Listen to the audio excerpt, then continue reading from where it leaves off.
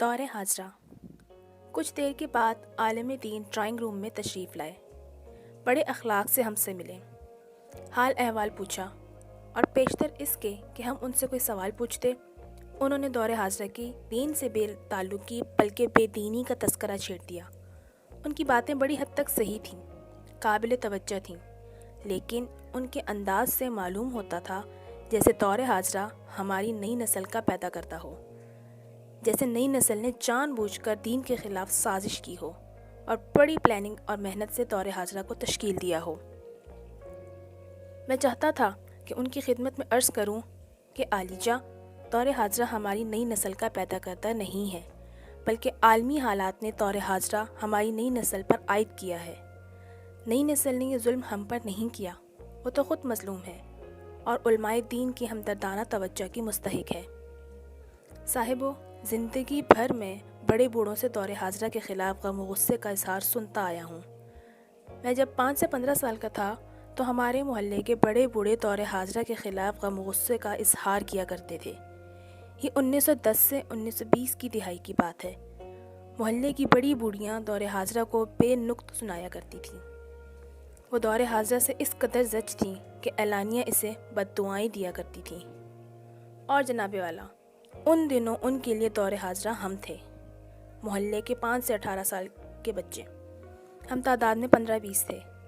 جب ہم اپنے اپنے گھروں میں بیٹھے ہوتے تو بڑے بوڑھے خصوصاً بوڑھیاں ہمارے وارے نیارے جاتے اور ہمیں اپنی محبت سے لت پت کیے رکھتے، لیکن جوں ہی ہم گھروں سے نکل کر محلے کے چوگان میں پہنچتے تو ہم دور حاضرہ بن جاتے۔ محلے والوں کو ہم سے یہ شکایت تھی کہ ہم محلے کے چوگان میں کھیلا کرتے تھے۔ ان کا کہنا تھا کہ نئی پود بیکار کھیل کود میں وقت ضائع کرتی ہے، حالانکہ ان کا کام ہے وہ گھر بیٹھ کر قرآن کریم پڑھیں یا اسکول کا سبق یاد کریں اور بڑوں کے احکامات کے مطابق گھر بیٹھ کے کاموں میں ہاتھ بٹائیں، والدین کی خدمت کریں۔ دراصل ساری مشکل یہ تھی کہ محلے کے بچے گیند سے کھیلتے تھے اور محلے کے چوگان میں جہاں وہ کھیلتے تھے چاروں طرف نالیاں بنی ہوئی تھیں جن میں گندا پانی بہتا تھا، اور ہمارا گیند کوشش کے باوجود نالیوں میں گر جاتا اور گندے پانی سے بھیگ جاتا تھا۔